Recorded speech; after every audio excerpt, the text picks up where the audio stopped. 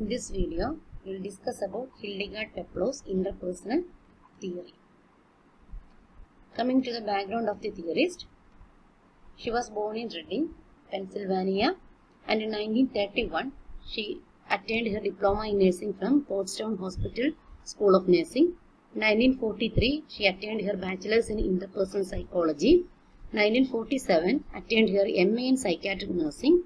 And from 1950 to 1970, she was worked as a clinical specialist in psychiatric nursing, and she worked as a psychiatric nurse expert, educator, and author, and she was a nursing leader and the theorist. Coming to her contributions towards the nursing society, she contributed the theory of interpersonal relations. She contributed the concept of human treatment of patients. Contributed to the National Mental Health Act in 1946, advocate for advanced education for nurse and nursing career in general, then advocate for research in nursing, advanced professional education and practice standards in nursing, participation in government policy making, and she emphasized on the importance of nurse-patient relationship.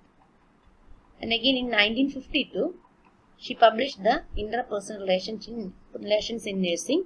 It is a theory about the interpersonal relationship, and it was one of the most relevant work for the nurses.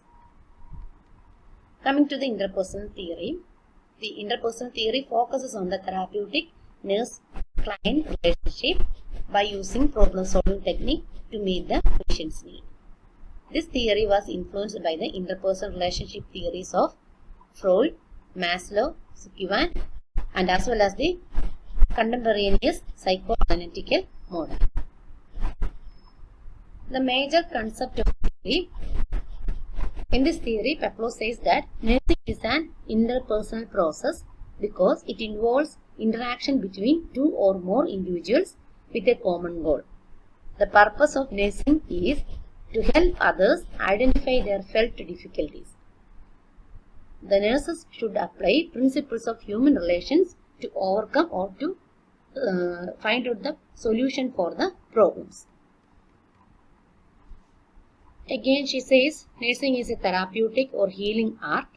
The goal is attained through a series of steps following a series of patterns. The nurse and patient work together and both become mature and knowledgeable in the process. Then she says about 6 nursing roles in the theory. The first role is stranger. The nurse should offer the client the same courtesy and respect as the nurse would do to any other stranger. Second one is teacher. The nurse imparts knowledge. The leading could be instructional, that is information, providing information, or it can be experimental. Third role is resource. The nurse answers questions on the health concerns and lets client understand the problem or the situation. Fourth one is counselor. The nurse helps the client to understand the circumstances and provide guidance and encouragement. Surrogate, the fifth role. The nurse serves as a substitute for another, such as a parent or a sibling. And the sixth one, nurse is a leader. The nurse helps the client to assume maximum responsibility for meeting treatment goals in a mutually satisfying way. So these are the 6 nursing roles which is given in the interpersonal theory by Peplow. She also says some additional roles like nurse is acting as a technical expert, consultant, health teacher, tutor, socializing agent, safety agent, manager of environment, mediator, then administrator, record observer, researcher, etc.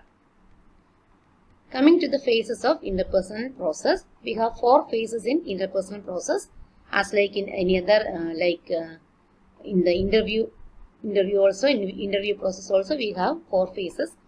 So same way here also Peplow says about 4 phases, that is of orientation, identification, exploitation, and resolution. Coming to the first phase, orientation phase, this is the problem identifying phase. So here the client will be meeting the nurse as a stranger. he will be defining his problems and the type of services what he needed, that will be discussed in the orientation phase. So here the client will be asking help and he express his services needed and he express his problems. Here the action of nurse is to respond to the feelings of the patient, to respond to the need of the patient and help him to achieve the or fulfill the need. So there are some factors which influence the orientation phase that can be classified as like the factors from the nurse's side and the factors from the patient side. So coming to the factors influencing orientation phase from the side of the nurse, values, cultural race, beliefs, past experiences, expectations, preconceived ideas, these all factors will influence the nurse in the orientation phase. Same like way, the patient will also get influenced by the values, cultural race, beliefs of the patient, past experiences of the patient and expectations of the patient. The second phase is the identification phase. Here the client will be working interdependently with the nurse. Here the client will select for assistance. Here by the end of the phase, the patient will feel capable and belonging. Third phase is the exploitation.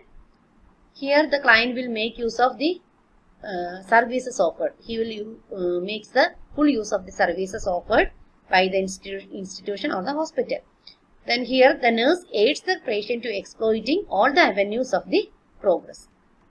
The fourth phase is the resolution, or it can be also called as termination phase. In resolution phase, the client is no longer needs the professional service because he already attained the goal or he already met the need.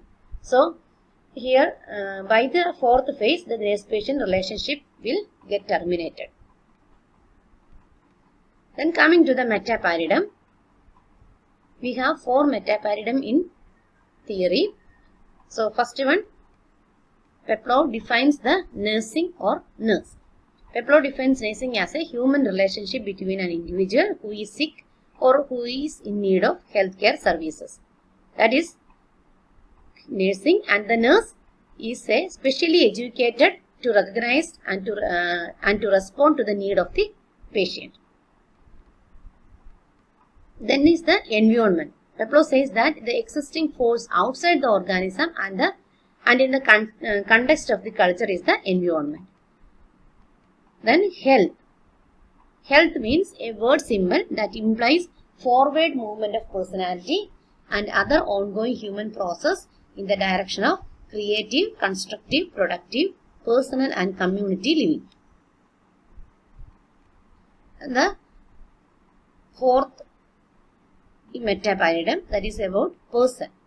She says that person is a developing organism that tries to reduce the anxiety caused by needs. So these are about the 4 meta-paradigm in Peplow's theory. Each theorist will be giving each different definition for the 4 meta-paradigm in their theories. So this is about the definitions given by Peplow in the interpersonal theory for the 4 meta-paradigm.